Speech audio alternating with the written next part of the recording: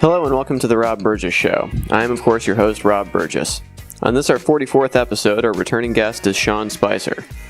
You first heard Sean Spicer on episodes 23 and the very first episode of this show. Sean told me he wanted you to know two things before we began. Number one, this episode is not safe for work. Number two, he is absolutely not speaking as President Donald Trump's press secretary. And now, on to the show. So for anybody who's tuning in who doesn't know who I am not Donald Trump's press secretary. I just happen to share his name. In reality, I'm Black Packer from when I first appeared on the show. And that blog was written as part of a series that I wrote for the Guerrilla News Network, which was a communications network set up in opposition to the Bush administration. And I have been cool as a cucumber watching everything go down with Trump. Really? Because I've seen the end of the world happen before. I saw the end of the world happen so bad that I ran to the hills and moved into a cabin in the Redwoods because what I thought the true economic fallout of the 2007-2008 collapse was going to be. I thought it was going to be food riots. I thought we were going to see a complete collapse of the dollar.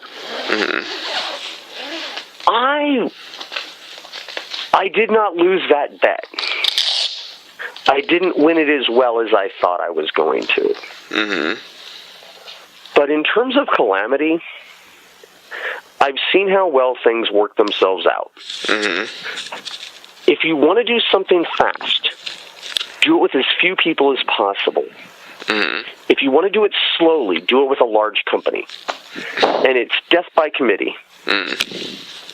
And the amount of damage that one person can cause is limited by the sheer amount of people who have to say something about the opinion. And I have no doubt things are going to get fucked up. As long as rockets do not fly into the sky, I think we'll make a comeback. I don't know that Hillary Clinton would have made a much bigger difference in climate change. Because honestly, I have no clue what Trump is going to do, and I don't think he knows either. It is there's a kid's book or something, The Very Bad, Terrible, No Good, Bad, Bad Day or something. That's what we're heading into. But at the same time,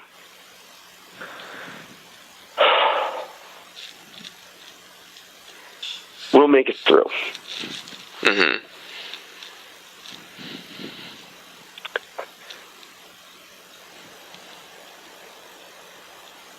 And there was our moment of silence for the inauguration and the death of America. Yeah, Friday's going to be tough. It's going to be real tough. And I'm going to have to go to work and put out a paper that says that. So,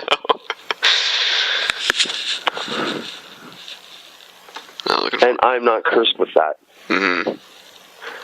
Or blessed with that. I mean, how do you feel about his treatment of the media? How do you think the media as a whole is going to react? Or how do you think the media as a whole has reacted? Boy, that's a big question. Well, we saw a preview of that at the press conference, you know. He basically shouted down Jim Acosta from CNN. CNN, yeah. And he also proceeded to take a question from Breitbart instead. So that's your new normal. So I don't think that the establishment media is like quite prepared for this, especially the people.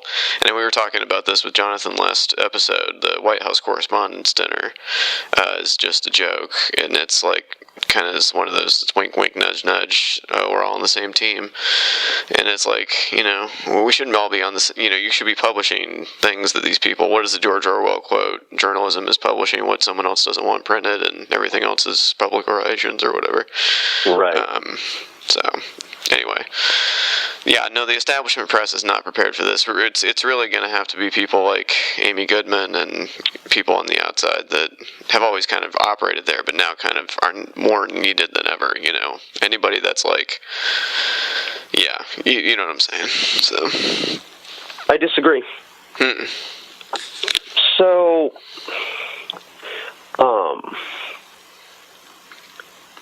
my goal in my educational career was to actually get a PhD in memetics. And I believe we spoke about this once before, but to cut down to it really quickly, is Richard Dawkins, writing a book about genetics, came up with the idea that if a gene is the basic building block of genetic information, there must be a basic building block of cultural information. He said that it was a meme. Nowadays, memes are cat pictures. And recently, there has been this backlash against the media. But the fact is, we have become the media. And one of the things I fought for and was an activist for while I was in college was media democratization. Is at the time, we were watching this massive grab of media channels by 7 corporations. It's gotten smaller. And it was, all of the media was in a top-down structure. And with the internet, it started out slow. And you had things like GeoCities, where suddenly somebody could make a page about anything. And then you had Tribe.net, where groups could come together and discuss things. And you had MySpace, where people could put blinking GIFs and really annoy everybody on the planet. And you had Facebook, where all of a sudden, wow, you can talk to grandma. But you can also share that news story from InfoWars. And suddenly, media stopped being top-down. It was no longer a one-way communication. And media stopped being those 4 main companies that owned everything. And media started becoming everybody. And it became a mosh pit of information. And unfortunately, in most forms of civil discourse, the loudest voice does not win. The loudest voice stops the conversation because it becomes impossible to have a conversation with the loudest voice. And you see this not so much today because there's weird tie-ins on identity, but you still see it in the YouTube comment section. The internet rule of don't read the comments just bit us in the ass because while we weren't reading the comments fucking organized and gave us a fucking orange Cheeto fucking Hitler, because that's exactly who should be the leader of the YouTube comment section. Yeah, he's the biggest internet troll in the world. No, the most successful one. His followers become an amorphous group. Yeah.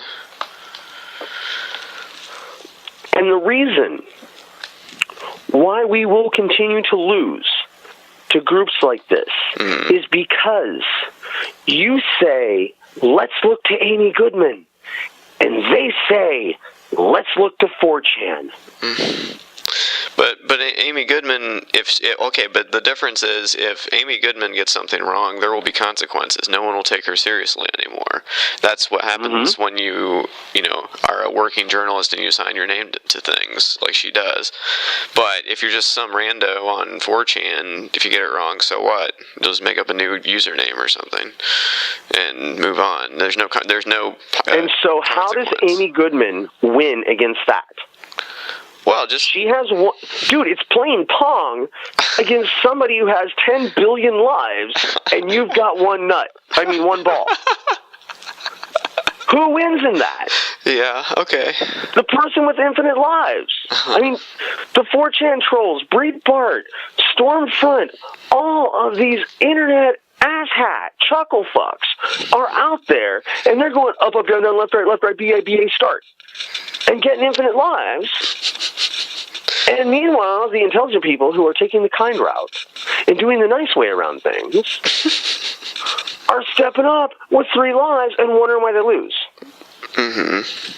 Because the rules don't matter anymore. We don't live in a post-fact world. We don't live in a post-truth world. We live in a post-rules world. We're making new rules as we go along. And if you're running by rules that are 30 years old, you're going to get run over. And that's what Uber did to taxi cabs. That's what Amazon did to bookstores.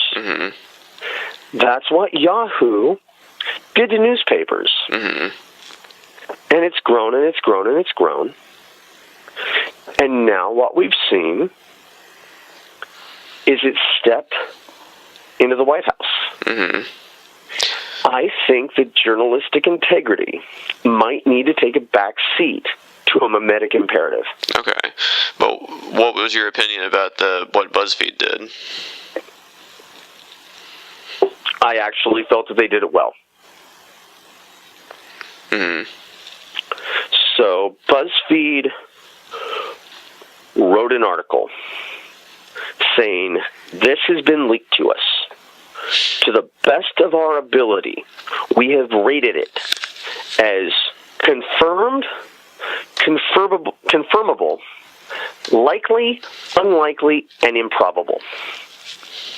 But this is the entire docket that has been leaked. And here are the other news organizations that have it. This is going to come out. And because it hasn't come out, we feel the need that we should put it out in its entirety and let you judge and let there be discourse. They handled it remarkably like the Pentagon Papers. Is that we're merely going to publish. And at the time of the Pentagon Papers, it had to actually be published on papers. So they excerpted and they admitted to public record. You can get it if you want, but here's what you need to see. Nowadays, okay, great. Here's the entire freaking thing. There's nothing but bandwidth in space.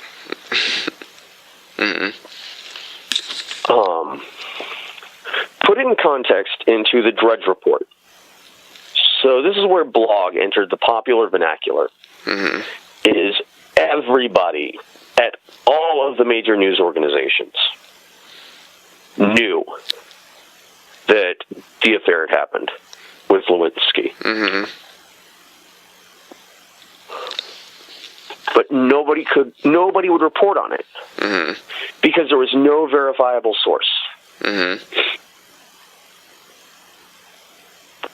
And the Drudge Report was the National Enquirer. Not even the National Enquirer. He was just some chode with 20,000 readers who was publishing gossip about D.C.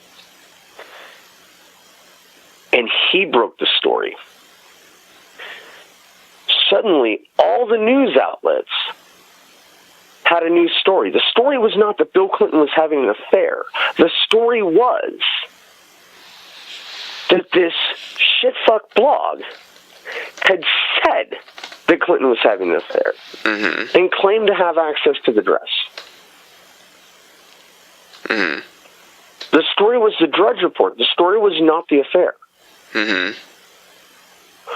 So what BuzzFeed did with that docket, I think, is a new method of journalism. I mean, look at WikiLeaks, which I don't want to talk about tonight. It's been a rough breakup, but it's, you're dating somebody for 12, 15 years. You've paid their rent. You've given donations. You like what they're doing. And all of a sudden it's like, oh, no, I don't like the picture of the shirtless Russian dictator on your homepage. Like, stop.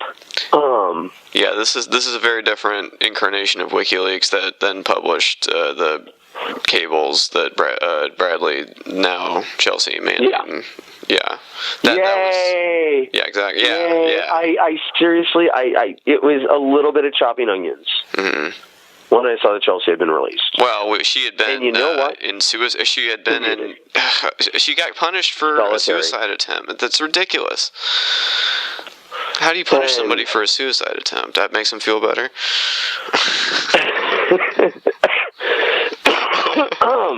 Chelsea Manning was going to rot there, and is not a threat, and did do what her interpretation of what that oath is, to defend our Constitution from all threats, foreign and domestic. And damn it, that war was a domestic threat. Nobody doubts it. Nobody thinks that Cheney walked away poor. That...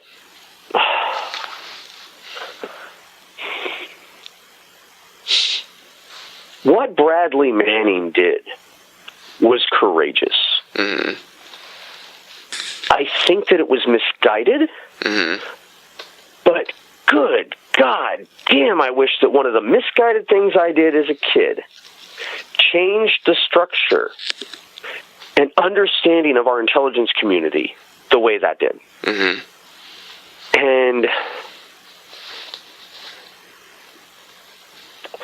when I see the people that are attacking the idea of the commutation, they're attacking the idea that he didn't do exactly what the cog was expected to do. And being a veteran with a interesting past myself, I will say that sometimes the best cog is the cog that doesn't do what it's expected to do. The best cog is the cog that does what the mechanism is supposed to do. And do you know who Maurice Chavez is? Free speech movement at Berkeley. Yeah, a huge figure in academic freedom of speech in the 60s.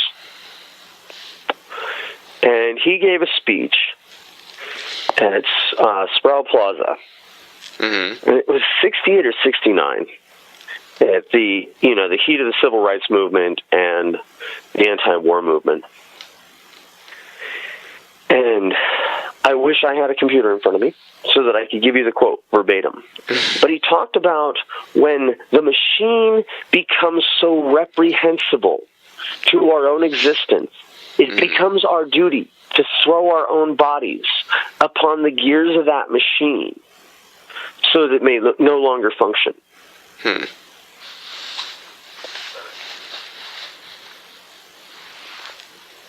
And to take it back to what I was saying earlier about, I disagree with waiting for the luminaries to speak in the mainstream media. And I do think that Amy Goodman has a very important role, because a guidepost of truth,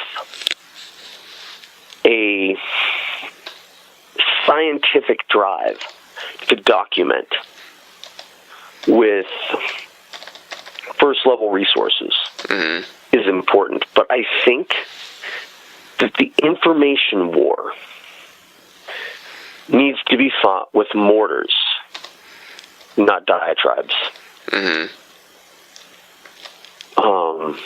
Another quote, and I want to say it's McLuhan, Marshall McLuhan, but I think I'm mistaken.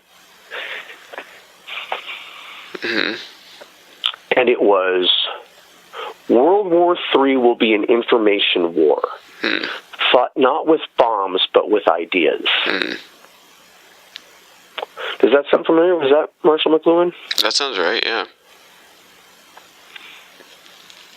That's what we are in the middle of. And our side is sitting there with a sword going, no, it's only noble to fight with a sword. Well, you've got a bunch of chuckle fucks with AK-47s walking into Dunkin' Donuts. Oh, it's all right to open carry. I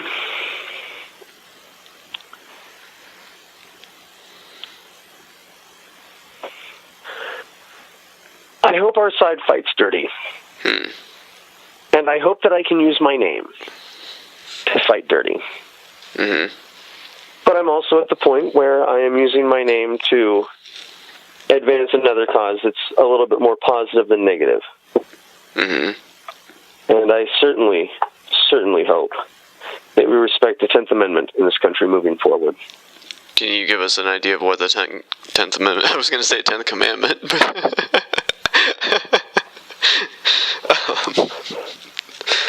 All rights not affording Congress or the federal government in the previous articles shall be rights reserved for the states themselves. The 10th Amendment is states' rights. I see. If it is not in the first 9 amendments or elsewhere in the Constitution, states have a right to dictate their own laws. And nowhere in the Constitution is net neutrality. Nowhere in the Constitution is cannabis. There are so many things that could be given up to the states to make the individual states more successful. And in my heart of hearts, I know that it's fighting dirty because the cocksocks that voted for Trump You've moved beyond are from deplorables. places... No, not the deplorables. In their basket. People who... I really don't feel like explaining what a cocksock is. Okay, carry on. But it's basically something that gets inadvertently fucked. And people that vote that hard against their own interests, I vote them off the island. I don't want to live in a state where my vote and 374 of my neighbors equates to 1 vote in North Dakota. Right. While we pay 175% of a dollar, we lose 75 cents per dollar on every tax dollar. California is a net exporter of money. We pay for the failing schools in Kentucky. And I've lived in Kentucky. It's beautiful. I would really like to see the entire country become functional and profitable.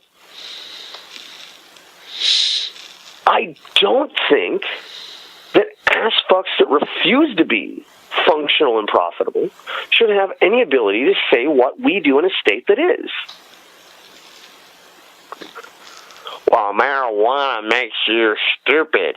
Yeah, well, so does having a sister and brother as mom and dad.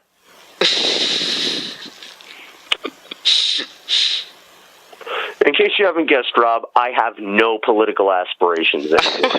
I'm glad.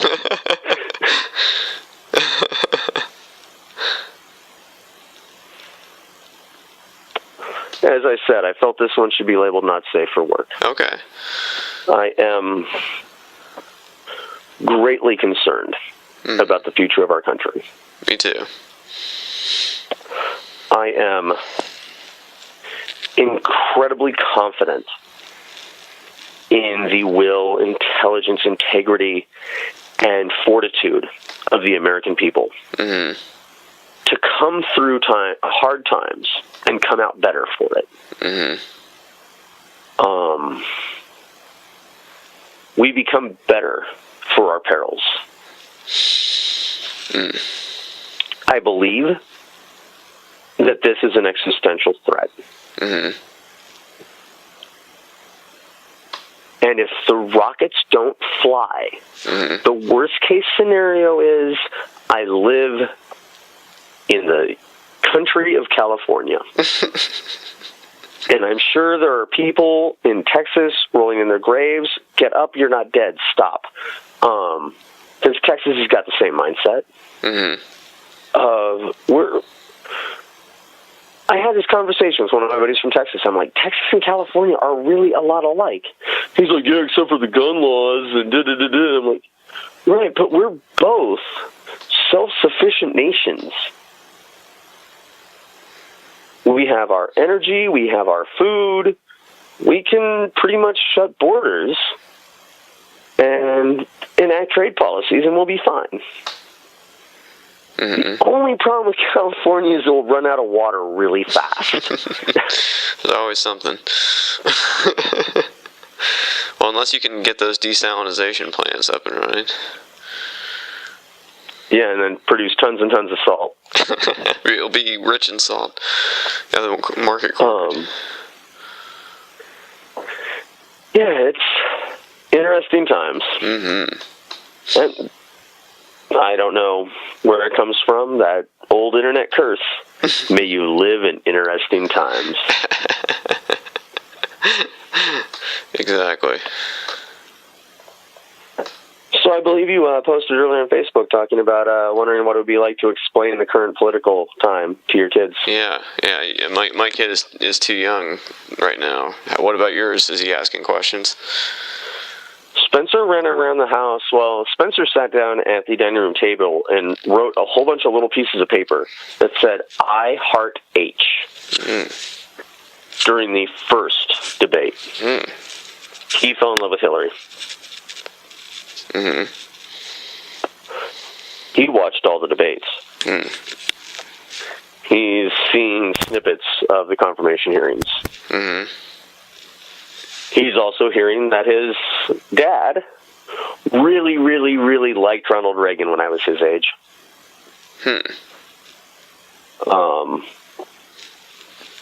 And yeah, he's got a flashcard deck of the presidents. He says that he doesn't want to ever get another one because it'll come with Trump.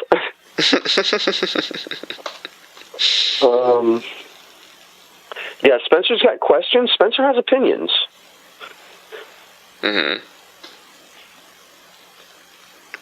Sometimes it's a bit rough. We sent him out of the room during the second debates when the whole rape conversation occurred. That was, yeah. I can't imagine. Now let's talk about not safe for work. Whoa. Where did that come from?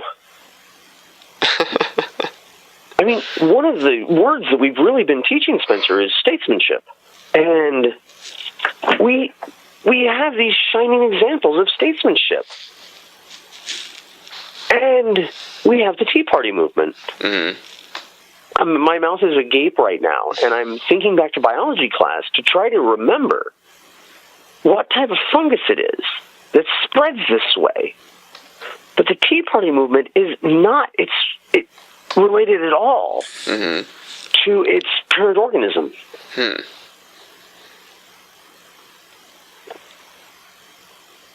It's, well, maybe it is.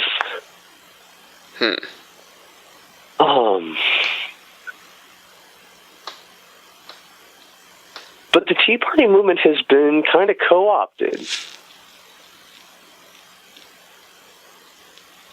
I mean, there's a lot of people who say that it was not grassroots, but AstroTurf from its very inception. Koch brothers. Yep. But it became an uncontrollable beast. And then it became an uncontrollable beast that realized it could pay the rent from the same people that paid for the people that founded them. Yeah. And this is... Seriously, if the Tea Party was a person, this would be a Greek tragedy. I don't know, man. This is crazy. I don't even know what to think of that. This whole thing. What do you think the worst thing that could happen is? Honestly, nuclear war probably is my biggest concern right now. I'm honestly there with you. Yeah. And it worries me about the hard Brexit. Worries me about the hostilities, or not hostilities, but the back and forth with Taiwan. what's going on with Egypt and Saudi Arabia. Mm-hmm. Yeah. And the threat that we're going to leave NATO. Yeah. Mm-hmm. That's a lot of falling apart. Mm-hmm. And I don't think any of that actually leads to nuclear war. What I think it leads to is the dissolution of the UN. And the UN being based in the League of Nations, the whole goal of the League of Nations was so that we would sit down around tables and scream and yell at each other. Mm-hmm. But at least talk in front of everybody. It was group therapy to avoid World War III. Mm-hmm. I mean, World War I was the war to end all wars. Mm-hmm.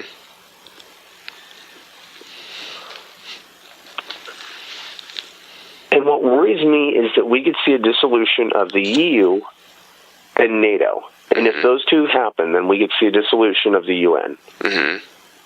And then we get into some weird shit. Mm-hmm.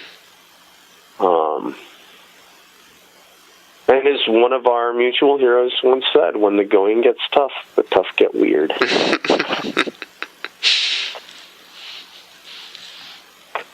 I fortunately live surrounded by naval bases. So I'm going to put on Netflix and sit on the couch and just wait to turn to ashes. Well, at least you'll be right in the blast zone. I mean... Exactly. At least you're not going to, like, be on the outskirts. That's really the curse, is to be on the outskirts. You don't want to be... You just want to get... You're just downwind from everything. Yeah, exactly.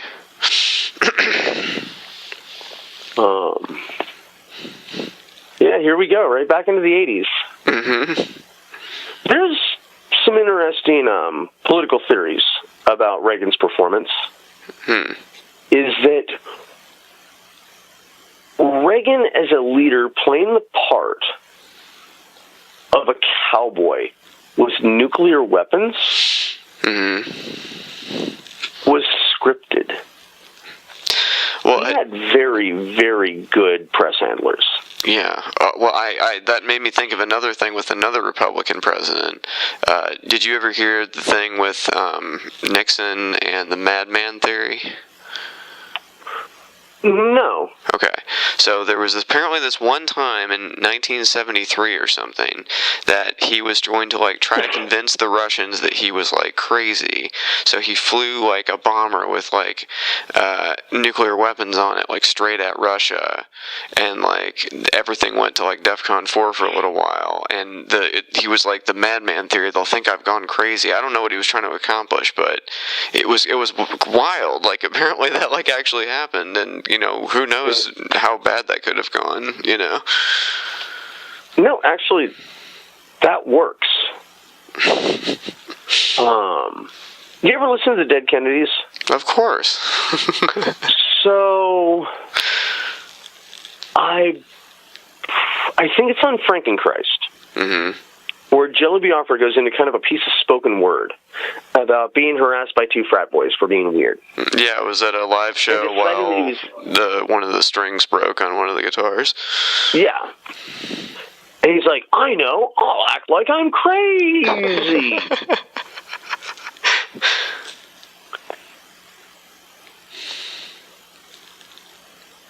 It works. It is a valid method of self-defense on the personal level. Fair enough. When it involves weapons that could just crater the planet, probably not a good idea, because sometimes it doesn't work. Yeah. I don't get experimental when the future of my species is at stake.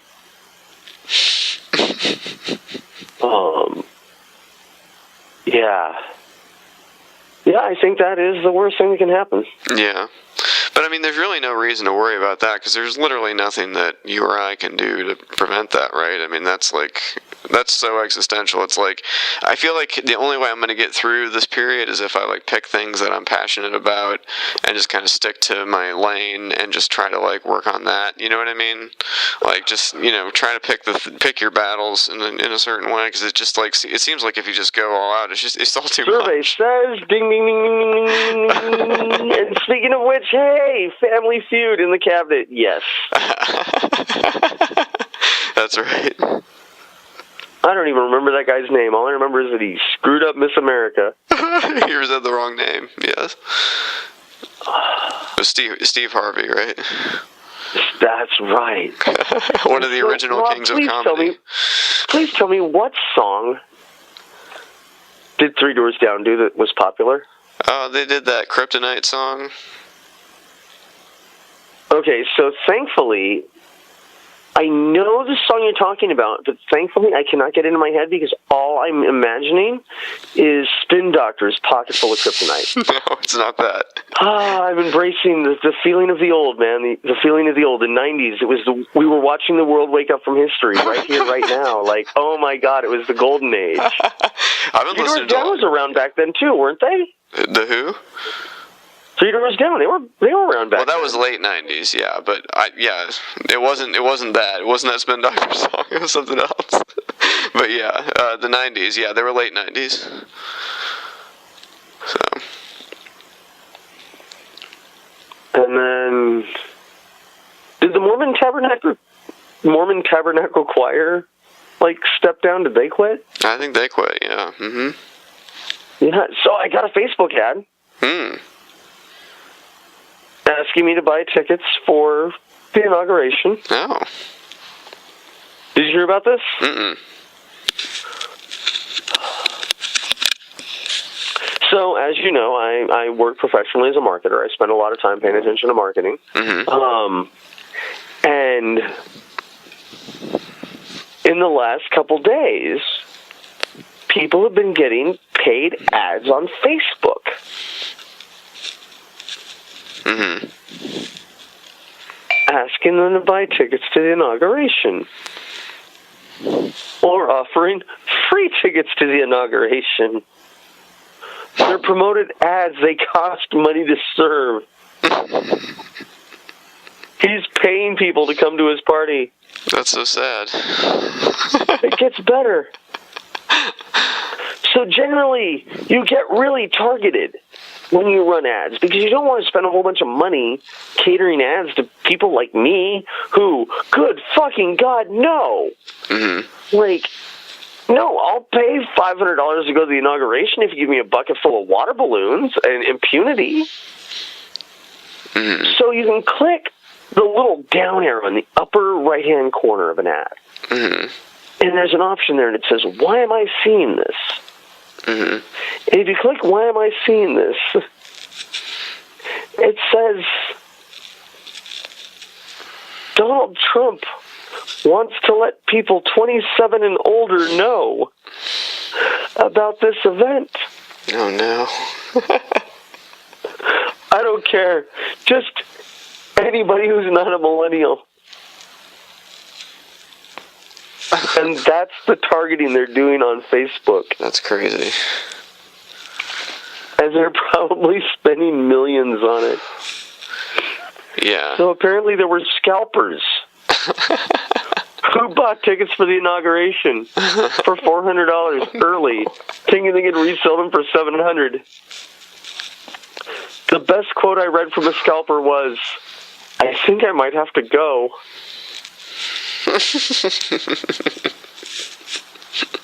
That's awesome. Yeah, it's just sad that he's won, but he's still so petty. He still goes on these 5 a.m. Twitter tirades about ratings on whatever NBC show that said something mean about him or something. It's like, oh, who cares, dude? You're the most powerful person in the world. Just suck it up, you know? Oh my goodness. And Rob, if you can do it without a copyright infringement, right now let's introduce Mark Hamill reading Trump tweets as the Joker. Okay, I'll do that. My goodness. Happy New Year to all, including to my many enemies, and those who have fought me and lost so badly, they just don't know what to do. Love.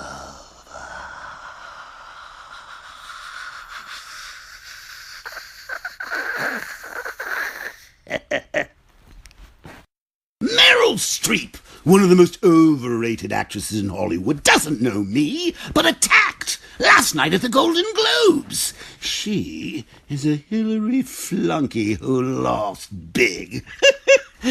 For the 100th time, I never mocked a disabled reporter, would never do that, but simply showed him groveling when he totally changed a 16-year-old story that he had written in order to make me look bad. Just more very dishonest media.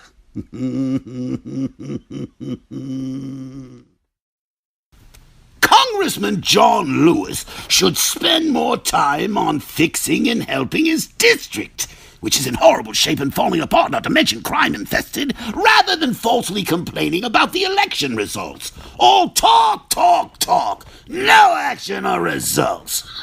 Sad.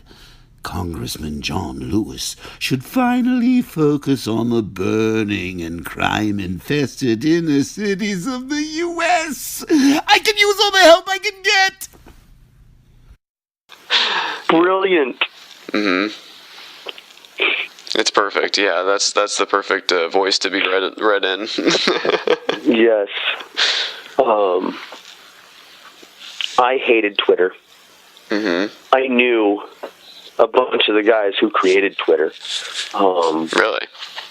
It started out being built at a cafe right down the street from the nightclub I ran in San Francisco.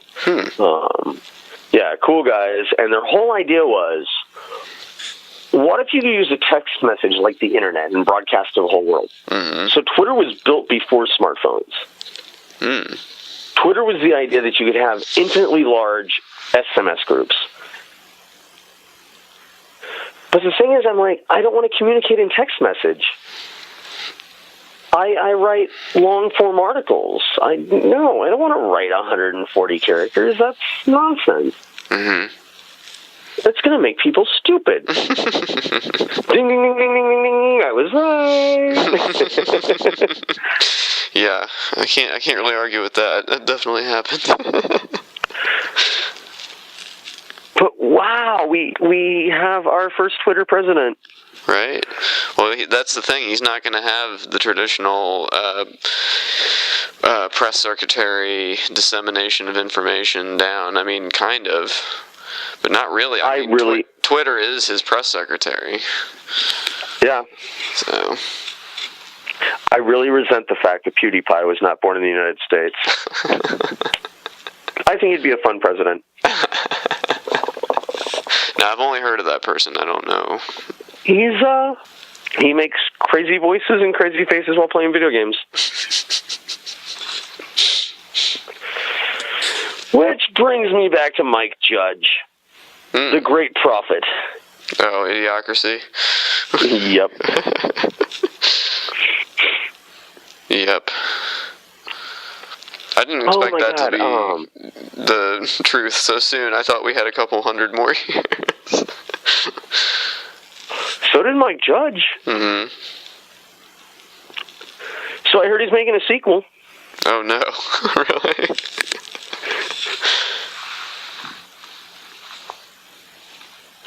And we're all in it. Oh. It's called Right Now. Yes. President Camacho. Yeah, so that's it, the 90s. Right here, right now, watching the world wake up from history. Mm-hmm. I got you. And so here we are in the teens. Right here, right now, watching the world wake up from literacy.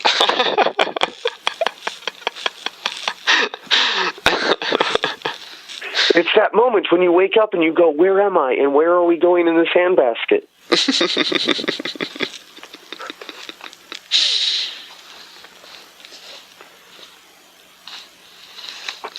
Praise be unto Saturday Night Live. Yeah, Yeah. So I've been appreciating what they've been doing. That really feels like a very vital thing right now. What they're doing. They're kind of confirming. Like it feels like it's like, okay, I'm not crazy. This is nuts. Like this is not normal. This is just yeah. Yeah. Are you in any of the underground Hillary groups? No. Isn't that invite only? Doesn't somebody have to invite you to that? Yeah. No, nobody's invited me. I'll teach you the secret handshake in a few. I never even asked, just people added me. But wasn't that infiltrated by, like, Trump supporters or something? No. Oh, my goodness, I wish I had a computer in front of me so that I could name names. That guy who does the video edits, like, he goes in and, like, interviews people. And it's like, oh, no, like, where he was, like, trying to claim that Hillary Clinton, like, was doing voter fraud. Oh, are you talking about James O'Keefe? Yes, James O'Keefe. James O'Keefe got set up. Oh, really? James O'Keefe got set up trying to pay groups going to the inauguration to protest, to start riots. That's a real thing. I don't know how deep you want to go on that, but you want to go back to the WTO protests. There were agitators in the crowd breaking windows when there was peaceful protests going on, so they were trying to start. I was there. Oh. Can we get into that or no? Yeah, we can actually. Okay. So I'll say this. There are two groups that were at play there. Mm-hmm. There is a group called the Black Bloc, who I call fucktard 18-year-olds. And sometimes they're 50. They're gnarly, crusty punks. But the tactic of the Black Bloc is to splinter group off unauthorized protests and cause damage to what they consider to be icons of the oppressive culture. But their tactic, their goal, is to actually draw police presence away from the front of the march. And so they scatter and they cause so much trouble that the police can't stop the march. Again, I will say, they're fucktard 18-year-olds. I don't like their tactics. They cause trouble. They cause police to get angry and hit the front of the line with billy clubs. That hurts. So, agent provocateurs have been around for a long time. And this was happening in the civil rights movement. Yes, absolutely. So, are you familiar with the SDS, the Students for a Democratic Society? So the Students for a Democratic Society were infiltrated by agitprop leaders who were specifically trying to incite violence. The leadership backed down, and the group itself was running as a violent revolutionary group that was actually pretty much under total control of agent provocateurs. Well, I've heard a quote once that made a lot of sense. If it's organized, it can be infiltrated. Absolutely. You know.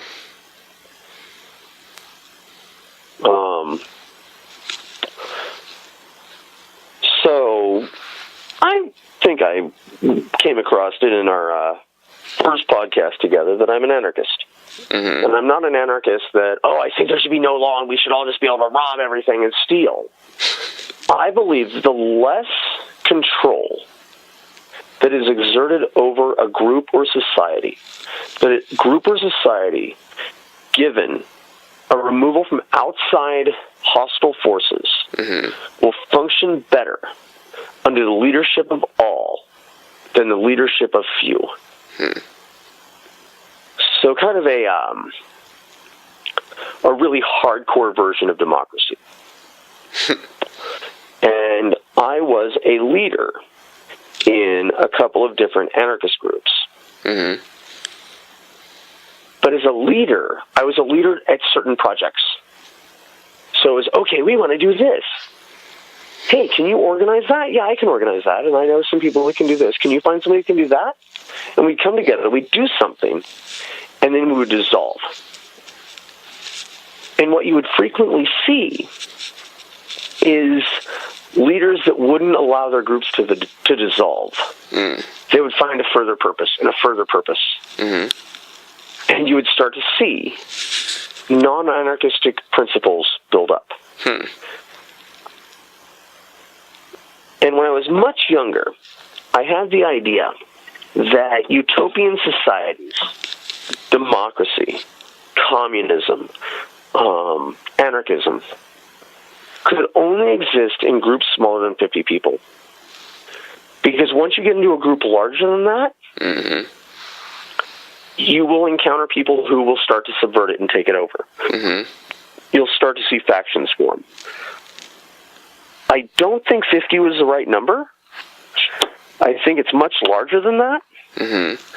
But I do think that any utopian or idealistic structure for government or society Mm-hmm. ceases to work at a certain level and becomes dystopian. Mm. And I think one thing to consider is, by a margin of 3 million people, there is a significant number of people in America who see Trump's ideology as a path towards utopia. Mm-hmm. Well, it's a cult of personality in a lot of ways that just put all their trust in him, you know? Yeah. That's why it's so hard to shake the hardcore ones off. There's just literally nothing you can do or say, I feel like. Maybe he was right about that thing about shooting a guy in Fifth Avenue and he'd get more supporters. Maybe that's true. The guy who created Dilbert thinks it's hypnosis. You should have Ash on the podcast to talk about Jonestown. Mm-hmm. Yeah, I think it's topical. Yeah, the parallels between that situation and this are very prescient, yeah. Yeah. It's like, only I can fix your problems. All right, so let's just pretend it's not an existential threat, that somehow we can stop nuclear war. Okay. Shy of building an Iron Man suit and like punching through the wall of the White House. Why are we discounting that so quickly? Because I have a 6-year-old, and that's exactly how we would say we were going to do it. Yeah, right? We're going to build power armor, and we're going to punch through a wall. Of course, why wouldn't you? Hey, listen. One of the things I really, really miss about the military is that problems can be solved by making them do push-ups or shooting them. When you get really deep into a complex problem, and you're dealing with commerce with multiple countries and timelines and hundreds of Excel spreadsheets and just more PowerPoint than should ever exist, sometimes you just sit back in your chair and you go, I wish I could make this do push-ups or shoot it.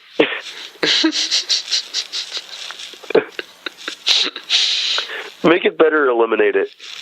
And that simplicity of solutions is what has gotten us to where we are now. Indeed. Yeah, it's not that easy, and nor should it be. It shouldn't be so autonomous, you know. Yes. So right now, power armor off the table. Okay, fine. What's your second idea?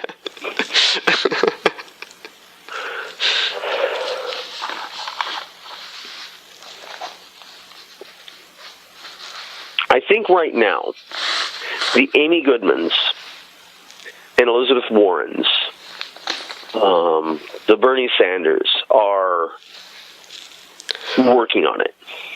And I think that is just immediate impeachment.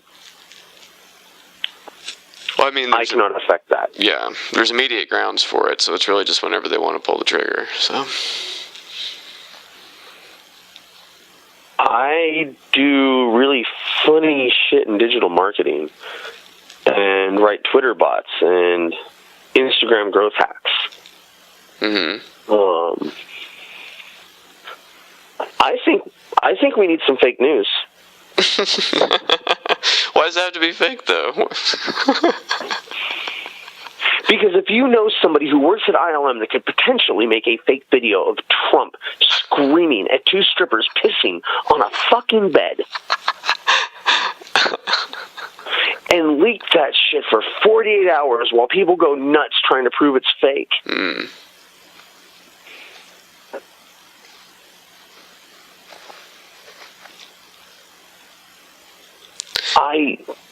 I think we go asymmetrical. But Are you familiar with the concept of asymmetrical warfare? Well, yes, it's what Russia's doing right now. But if we put the fake tape out, then if the real tape comes out, people will just say that's fake too. Actually, I don't think what Russia is doing is asymmetrical warfare. Well, it's cyber warfare. It's cyber warfare, but asymmetrical warfare is where a country with very limited military resources uses very small units to inflict consistently small damage to an occupying army, but never actively engages. I think Russia's engaged. Yeah, okay, fair enough. Maybe it's a little more than... And they're also not a smaller military. No, I wasn't saying that at all. I clearly think that, yeah, absolutely. But I'm saying they're not expending a lot in that. Asymmetrical warfare is what we ran into in Vietnam. Yes. It's what Russia ran into in Afghanistan. We're going to pop out of a cave and shoot down your helicopter, but we're only going to do it when it's nice out.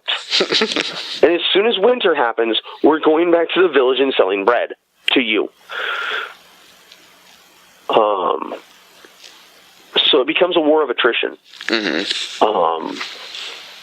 The underdogs, those behind by 3 million votes. Those who had not voted, so therefore did not get polled, are now in a position of power. I think that it is fair to use the same methods that they used to get into power to thwart that power at every step it gets. Well, I hope that the Democrats have finally learned the lesson that Barack Obama never really seemed to, is that the Republicans are never going to meet you halfway. And when they were in the minority, they folded their arms and said, we're not going to budge on anything. And then they won the power back. So really, to get the power back from the Trump people, we're going to have to, use Tea Party tactics in certain ways. When congressmen show up and ask about the, Obamacare, people get up in their face and they have to leave through the back entrance, as happened to one person very recently. So, I don't know. I think it's like, you're right. You got to use the same tactics of the other side. But if you degrade yourself morally, then, I don't know, it's like wrestling with a pig or whatever, right? Arguing on the internet is like the Special Olympics.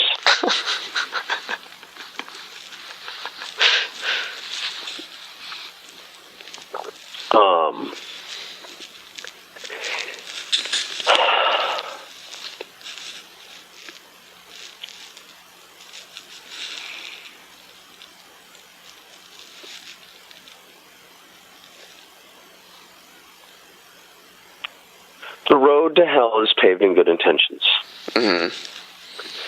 And how many evils have survived in this world by people not wanting to morally degrade themselves? How many evils have been righted by people who were willing to?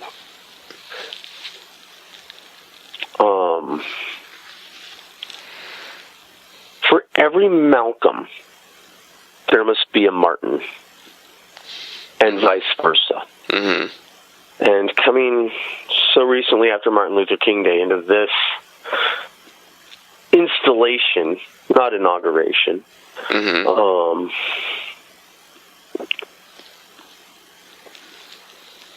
I'm not violent, but as I have faithfully expressed through my tongue and my profanity this evening,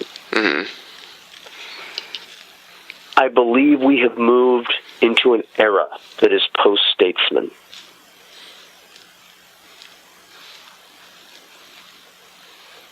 I believe we need our statesmen. I also believe we need our gray-bearded, foul-mouthed infantry that steps up and plays the same games they did. Well, yeah, I mean, and going back to what we're talking about with what BuzzFeed did, this was a document that people had. Apparently, every journalist but me had it. Everybody had it. So it wasn't like this was a pretty leaky secret. Apparently, like this was an open secret. And I can't believe no one said anything before now. It would get based on how many It got sent to WikiLeaks in September. Oh, really? Well, then. And they didn't leak it. Interesting. Nobody wanted to pull the trigger. BuzzFeed finally just said, okay, forget it, we'll do it. Nobody else is going to step up and say, hey, there's this story. We will step out and release this, and suddenly the story will be, BuzzFeed has released. It needed to be done. I subscribe to BuzzFeed in my RSS reader. I don't really like BuzzFeed. But if you don't read your BuzzFeed headlines every day, you don't know what the world's looking at. Yeah. Sometimes I almost click. And I'm like, no, I don't need to see another cat wasp riding a Roomba. But you know what? My opinion of BuzzFeed went up with that release. Mind you, it wasn't a really high bar. I really am not that fond of BuzzFeed. But I felt they did something of, if not journalistic honesty, then journalistic integrity.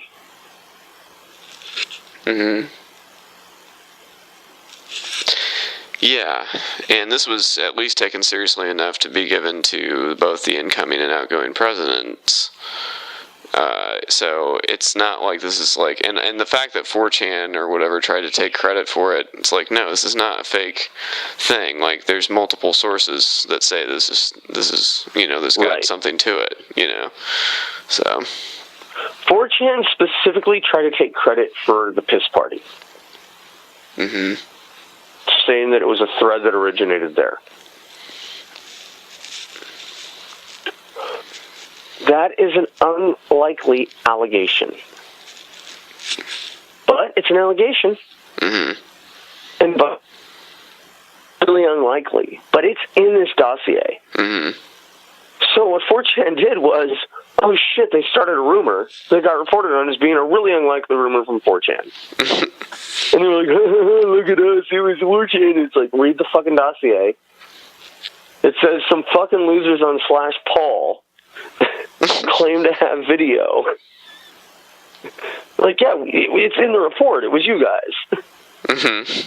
I really think that the media, and when I say the media, I mean those of us who have 10, 15,000 followers on social media, I think it's our duty to be aware of 4chan, Reddit, to be able to go in and track those threads and see what's happening.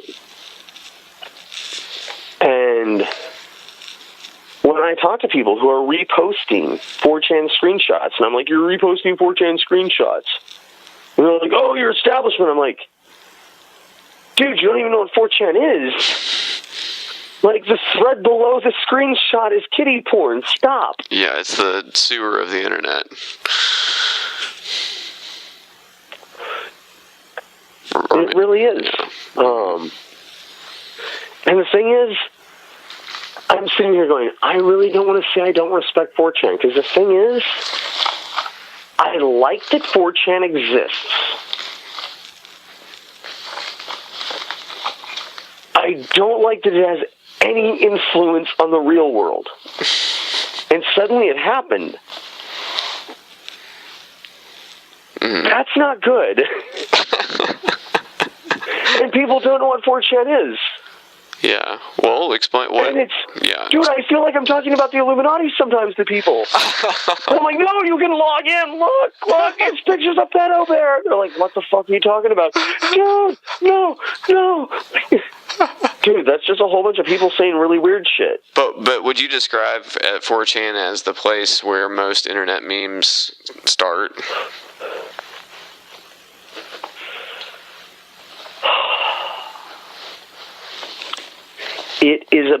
It's a boiling point.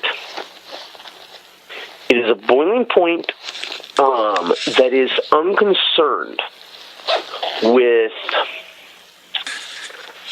civility. Mm-hmm. And when you're free of all the constructs of propriety, and you have 10 billion posts a day that people copy pasta, once a day, something's going to emerge as funny as anything Eddie Murphy ever said.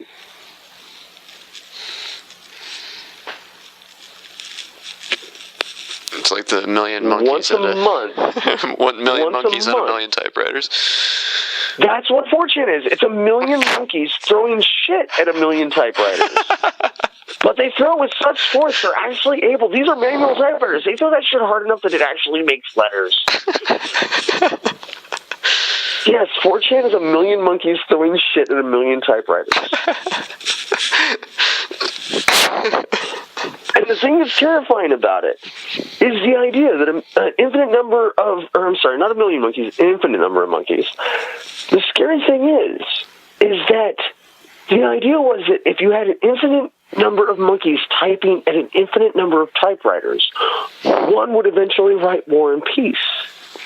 The really terrifying thing was when you have an infinite number of monkeys and an infinite number of keyboards, one day they elect a president. Right. So, I had a terrifying moment the other day. So I wound up with Sean Spicer 9 as my Twitter, private ID. Mm-hmm. Trying to get the Twitter username, the surreal Donald Trump. Oh. I wanted to be the nihilist Arby of Donald Trump. The username was too long. Oh. I had work to do. I was just like, okay, I'm going to leave it alone. So there was Sean Spicer 9 floating ambiguously in Twitterland, no followers, no posts, and all of a sudden I got a Twitter pop-up. Sean Spicer 9 at Donald Trump said, and I'm like, oh, Jesus Christ. He didn't just mention me with 0 followers. Thankfully, it was what's popular in your network. Oh. It's like, oh, God, don't say my name. Please, God, don't say my name. Since then, I've come up with an emergency plan for if he says my name. Uh-huh. And I'm going to work on getting him to say my name. Oh, really? Say my name, say my name. I'll make you regret it.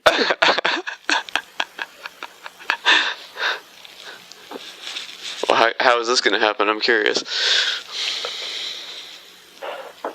I don't know how it's going to happen that he says my name. I have a response plan for when he does. Uh-huh.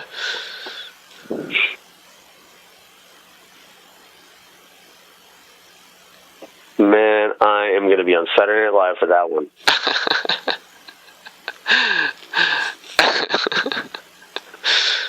Yeah, that was an awesome one. Let's not focus on the PB party. The following is a rebroadcast of Donald Trump's first press conference as president-elect.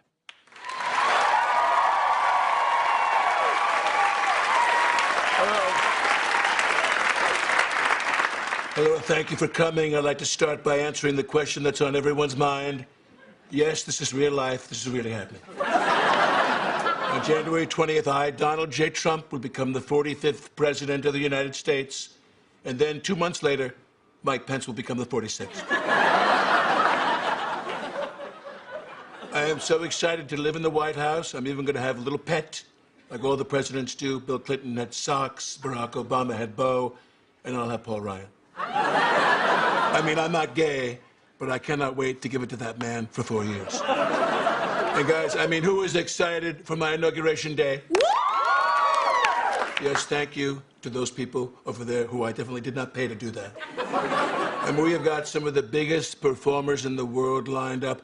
Hold on to your tits and bits, because we have got 3 doors down. Also, from America's Got Talent, we've got Jackie What's-Her-Face. And best of all, we've got the one rockette with the least money in her savings.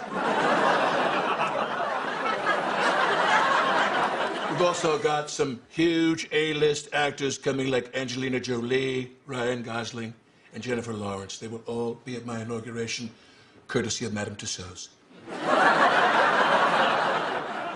Now, as you all know, this is my first press conference in 6 months, and there is so much to talk about. I'm bringing jobs back. I'm picking the best cabinet. So go ahead, ask me anything. Yes, you. Hey, ABC News, I'd like to ask you about your big Russian pee-pee party. No, I am not talking about the pee-pee. Because it didn't happen. And it wasn't as cool as it sounds. Next question. Yes, Justice Scalia's death has left a vacancy on the Supreme Court, and many are wondering about your timeline for a replacement. So I guess my question is, did you guys, all pee? Or did you just, watch them pee? Guys, no, I do not want to talk about the pee-pee. I want to talk about what is really important, which is jobs, okay? Because I am going to bring back a thick stream of jobs back into this country. The biggest, strongest, steadiest stream you've ever seen. This country will be literally showered with jobs. Because I am a major whiz at jobs. And this will be a golden opportunity for me as president to make a big splash. Now, who's with me? I know you're in. How about you? You're in? You're in? You're in? You're in? You're in? Okay.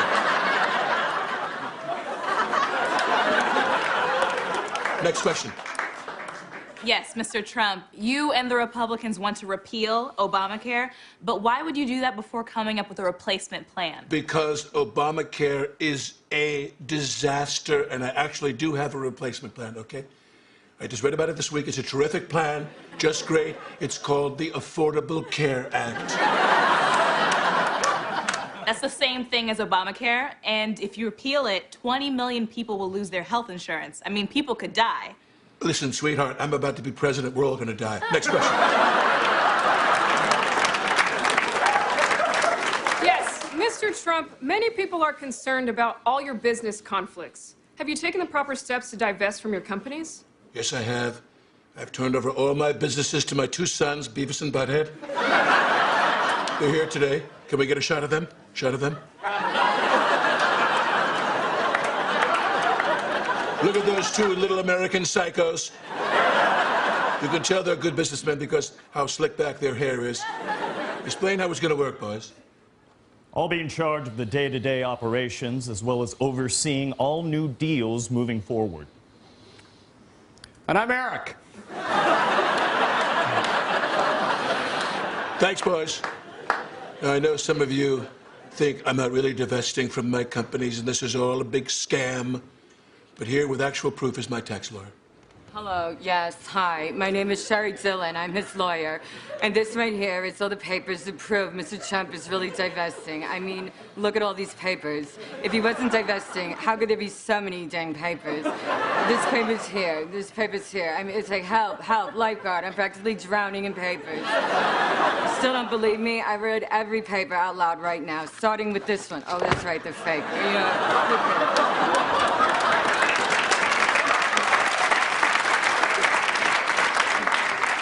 God, I'm loving this press conference. I love the press. I respect the press. Let's take another question from the press. Hi, yeah, I'm from BuzzFeed. And No, not you, BuzzFeed.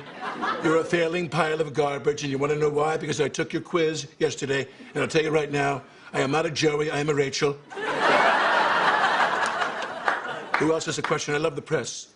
Yes, Jim Acosta, CNN. No, not CNN either. You're overrated. You're fake news. I tried to watch your network last night, and there was just some crazy blonde woman spouting lies. That was Kellyanne Conway. Oh, right. God, I love Kellyanne. Every day it looks like she does the ice bucket challenge with her makeup. Next question. Yeah, hi. Dr. Ben Carson's confirmation hearing this week has been characterized as shaky. Are you sure he's qualified for this cabinet position? Let me tell you something. Ben Carson is great. He's going to be the best brain surgeon to ever run the housing department. If he has any trouble, I just appointed someone yesterday to help him out. This man is an African-American icon who has done so much for our country. Oh, is it Congressman John Lewis? That man is a hero. No, I got someone even better. Steve Harvey.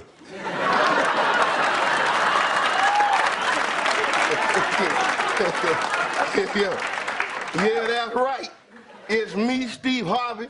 Yeah, I do government now. Does this bode well for our country? Survey say.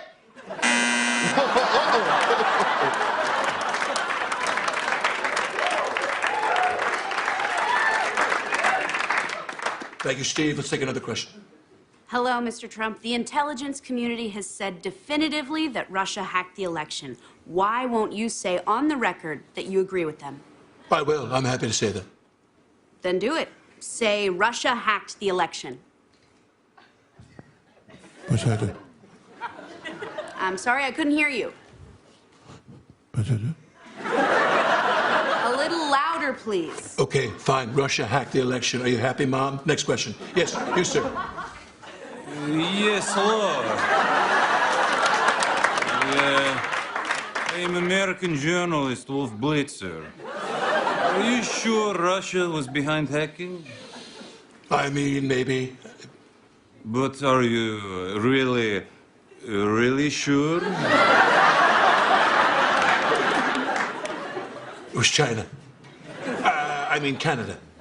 It was Meryl Streep. Okay, this press conference is over. Thank you all for peeing here. I mean for pissing here. I mean for being here. And live from New York, it's Saturday night.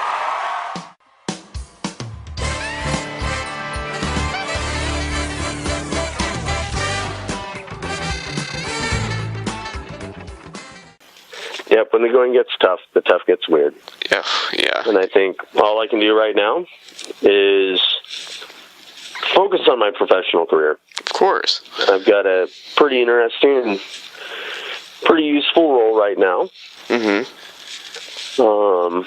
I really think that all I can do is look and chuckle at the moment. Mm-hmm.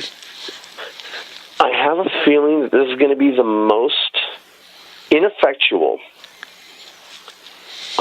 executive branch we've ever seen in history. I just think he's not going to do anything but tweet. I really seriously think that this is just going to be, oh my God, the nightmare of a Republican Congress, House, or Senate, House, and Judiciary. Mm-hmm. I don't think he's going to offer any leadership at all. That's actually the most hopeful thing. That I think they're going to close him off. He's going to say, "Mah, mah, mah, mah, mah, mah, mah." And Congress is going to go, "We're working on it." And he's going to say, well, we're going to call it HART. And they're going to go, okay, let's make the acronym up, and we'll just slap it on top of this shit we wrote in 1997. All right, here we go. Here's HART. I made HART. Okay, we're going to vote it in. And he's going to sit there, and he's going to tweet, and he's going to be the barb of all of our jokes, the focus of all of our ire. And meanwhile, you know, the swamp that he set out to drain is going to be making all the choices. Yep. The swamp got a lot bigger. Oh, man, I wish the swamp got bigger. It doesn't. The swamp is the affluent. And the circle of affluent that actually can influence the country is getting smaller and smaller and smaller. And I talk to my friends who think they're, oh man, I'm lower upper class. And I'm like, really? Well, okay, so why do you go to work every day? Well, no, actually, upper class means you're investment class. So what's your difference between debt and assets? No, I'm sorry, you're upper lower class. And I don't know who the quote's from. I've seen it a number of times, but it's America's problem is that there are no poor people. There are only temporarily embarrassed millionaires. Yep. I love that quote. Explains so much. It's this random socialist that I don't remember the name of, but... Socialists always have great quotes. Terrible books. Oh, really? Yeah, I mean, good God, they just ramble in a way that nobody that they're trying to reach is going to understand. And everybody that can understand is going to hate them for it. That's one of the big problems I had with anarchist literature. I'm like, guys, quit trying to show off that you have 2 PhDs. Like, nobody knows what you're saying.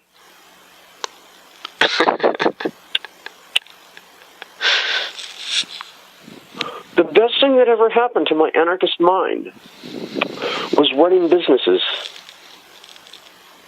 and figuring out how to get everybody in the business to contribute on an equal level.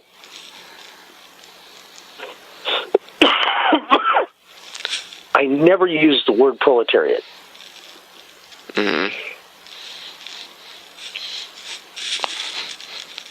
But, yeah, I have a funny feeling that Trump is going to be a distraction. He's going to be the magician's assistant as the swamp drains America.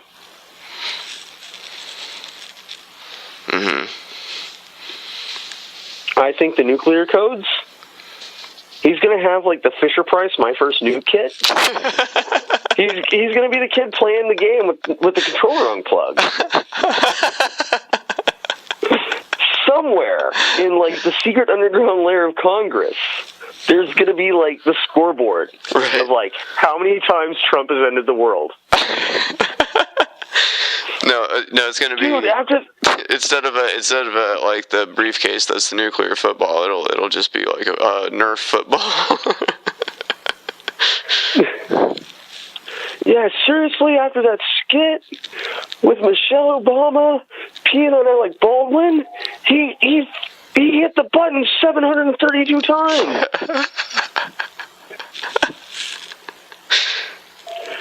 We figured he was looking for backspace to hit the Twitter limit. Right.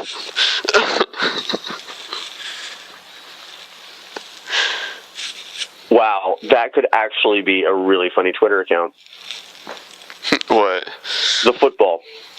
Oh, the nuclear code.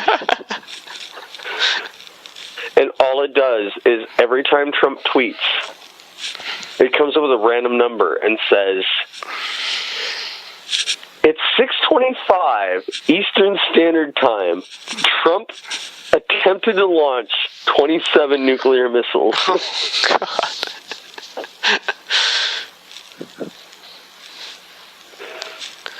Although I have seen a Twitter account that is like, it just retweets all the things that he says, but if you were like a responsible, normal person, what you would say.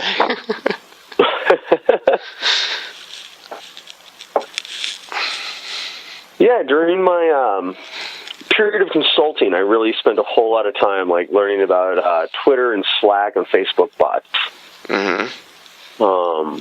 And I've got a couple running right now that are doing pretty well. Oh, yeah? But I really think I want to create a Twitter account for the football, the briefcase. And just every time Trump tweets, at the real Donald Trump, you were so angry this time that you attempted to launch 327 nuclear missiles.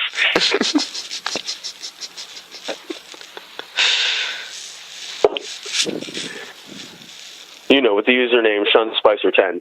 Yeah. He might get confused. You never know. I mean, well, that's it.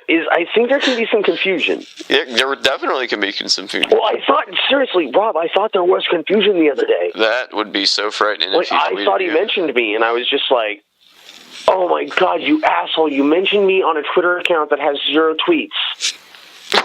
Like, I have no use for that." Right. Like, you just barked at a dead tree. Like, no, there's nothing there. I mean, I've got Sean Spicer 2, 4, 8, and 3. Like, come on. Like, go for one of the good ones. But fortunately, he hadn't. But I know marketing automation, and I know social automation. And good God, if he mentions me, it's all over. Yeah. It'll take me half an hour to build that bot.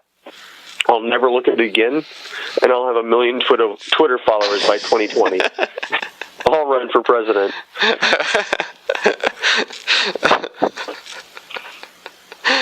That's awesome. Actually, no, I won't. I will program the bot to run for president. We don't need one. Here's a Twitter bot. It just says fuck every 15 minutes. At the at the highest trending hashtag. Is this like an Idiocracy? How the best picture winner is just the butt farting? Yes. Oh man. You know, right after September 11th, there were a lot of articles talking about how that moment was the death of irony. Mm-hmm. It has just come back like Jesus. I am about as ironic as it gets. Exactly. Actually, I wouldn't say ironic. I'd say sardonic. Mm-hmm. It's a little bit more nihilistic than ironic. Yeah, it's like gallows humor or black humor or whatever. Yeah. There's got to be a literary equivalent of gallows humor. Mm-hmm. When it's told from the point of view of the hangman. Interesting. And it's still black humor, it's still gallows humor, but I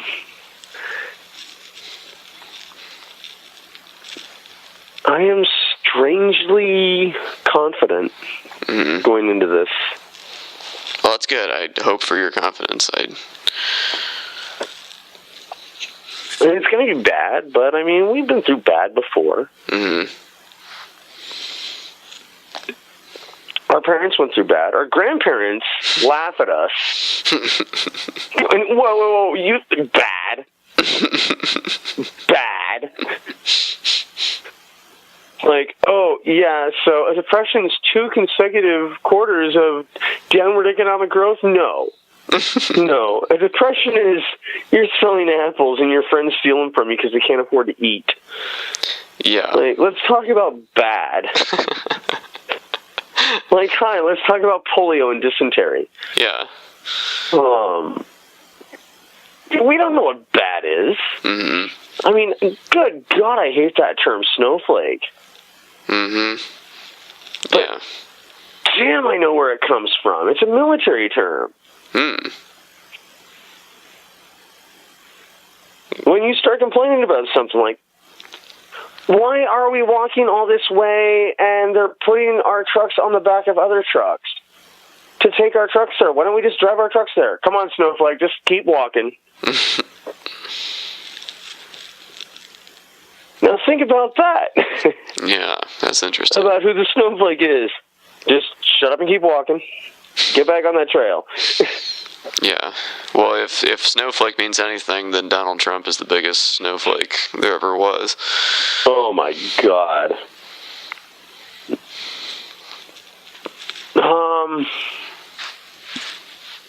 I actually think Donald Trump's a marshmallow.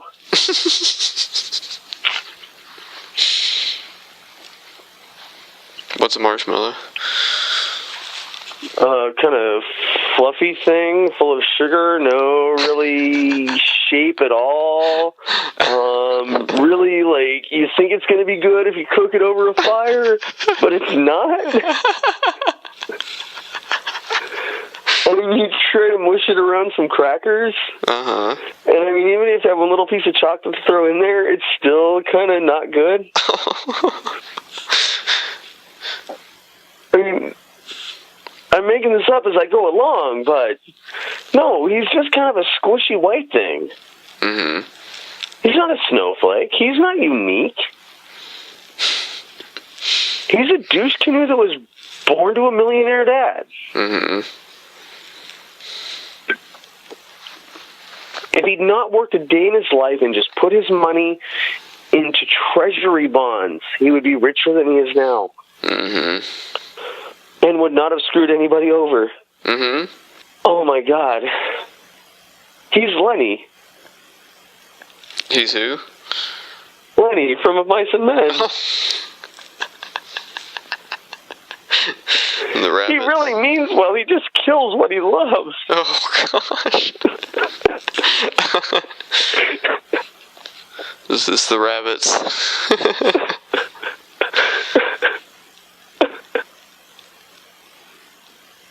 Am I right? Oh, yeah. He's spoiled with no understanding of the consequences of his actions. He's like a child who walks in the middle of a movie and wants to know. You have no frame of reference here, Donnie. That's the supercut we need. Oh, yeah. It's just every Donnie sentence in The Big Lebowski. V.I. Lenin, Vladimir Ilyich Ulyanov. Oh, God, what would...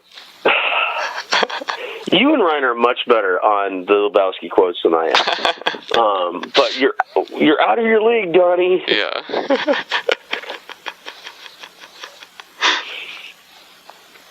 Wow. Donnie, you're out of your element. If I can figure out in the next 24 hours how to do it, I want to run a live stream on Instagram of the inauguration. Oh, man. With a one-button remote control. That as you're watching the live stream, it just cuts over to, you're out of your league, Donnie. You're out of your league, Donnie.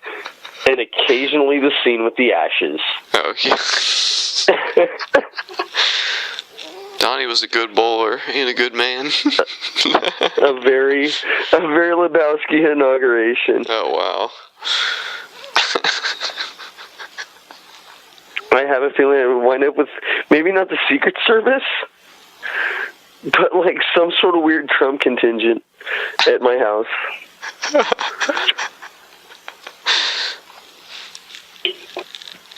Have you seen that meme, "Don't worry, we're from the internet"?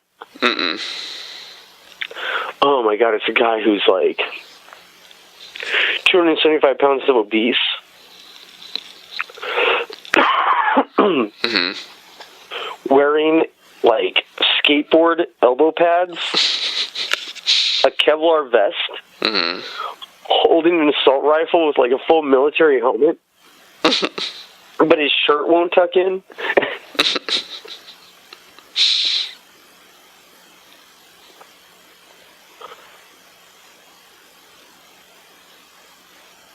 Ah, man, what a world. Mm-hmm.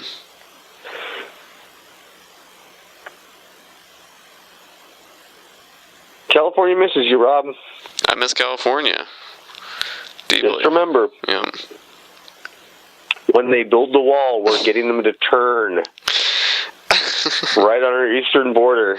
Oh, no. They're going to circle back around Canada. Oh, no. Get in while you can. Wow. So you guys are taking Oregon and Washington State with you? I think Colorado is in, too. Really? How are you going to get there? Colorado's Don't you have to get through Utah to get there? Have you ever counted the people in Utah? The only reason they survived the last time the rest of the United States attacked them was the Supreme Court. Not gonna happen this time. So are you going to take Utah by force? I think you could No, get... we're gonna convince them that Utah got moved to Alabama.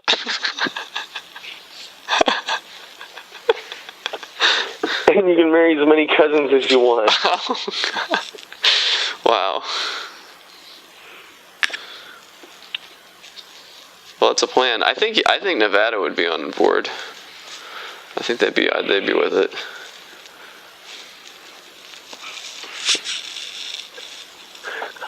I think it'd be smarter for us to keep Nevada on the other side of the wall.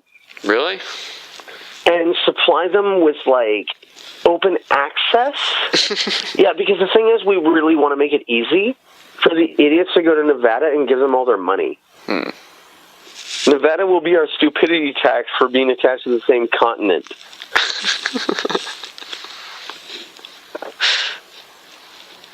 All right, it's March. It means free. Or wait, actually, it would be April. Hey, it's April. You just got your tax returns. That means free flights for everybody in Georgia. Oh, good God, if you become famous for this podcast and all the nasty things I said, my career's over. I'm going to do some heavy editing on this episode. Please do. I think there were some funny moments that weren't crass and weren't offending, like, the entire country. But honestly, Rob, I want to mosh pit with the world right now. And I don't want to do it because I'm punk rock. I want to do it because I want to defend my son. I mean, that's the thing about having kids, you know, you can't give in to despair or whatever, so.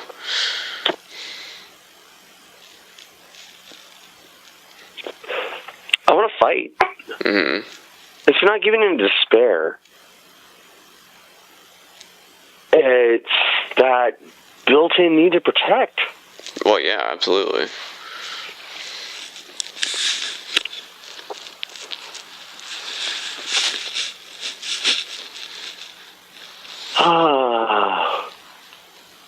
What a world, Rob. What a world. But this will be interesting, whatever happens.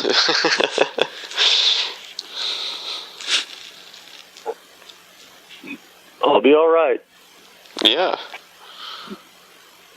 And that's it. I'll be all right. That's not really reassuring. I just haven't run into anything that can run faster or bite harder than I can. You needed that on a t-shirt or on a pillow or something. Dude, I've been living by that motto forever, and I think I learned it from a G.I. Joe action figure when I was 12. But you know what? It really, like, when it all boils down to it, whatever problem you find yourself in, fight it or run from it. You'll always win. That's a good way to look at it. Seriously, the next time you're having a really bad moment in an editorial meeting, Just bite somebody. Should I bite it or run from it? I don't know. Either way. I feel like either way, my career is over.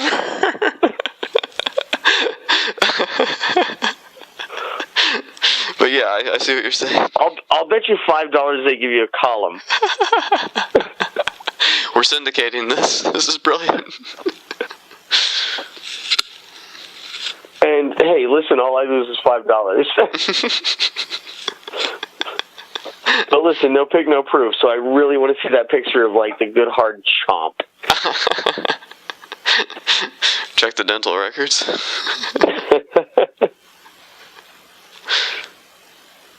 Yeah, I'll scrape by. I'm a squabbler. Oh yeah. It'll work. Mm-hmm. Unless I got melted to my couch. In which case, I'm just going to sit there and, hey guys, it's time for Netflix.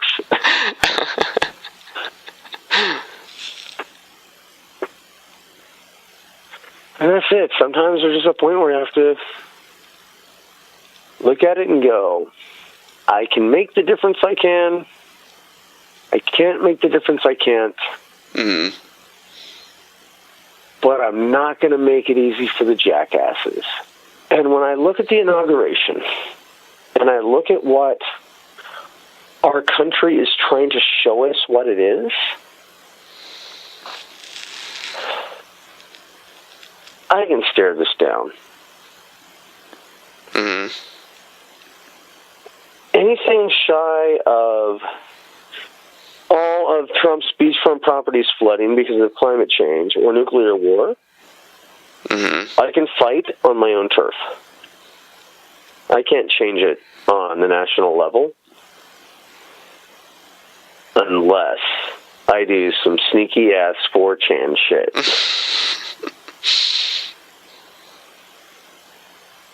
I think we need to start an internet insurgency. Mm-hmm.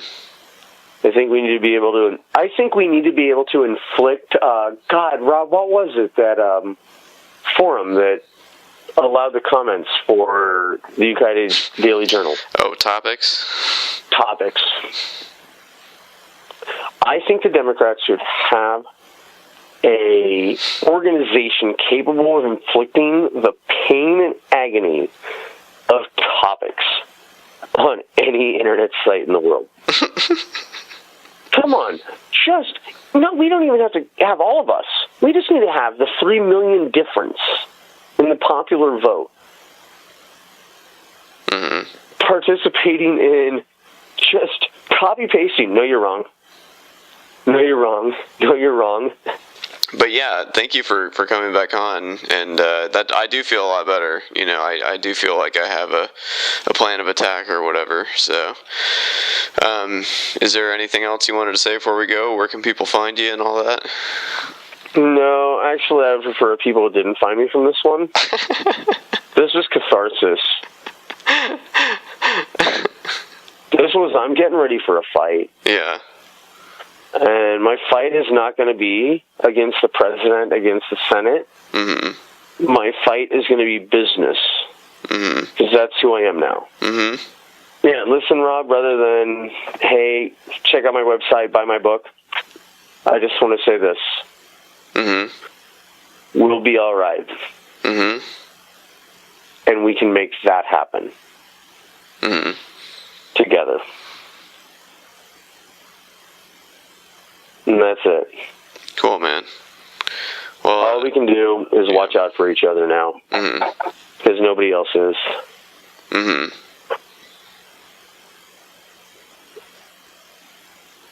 And at that point, I have a very large dog who is licking my leg.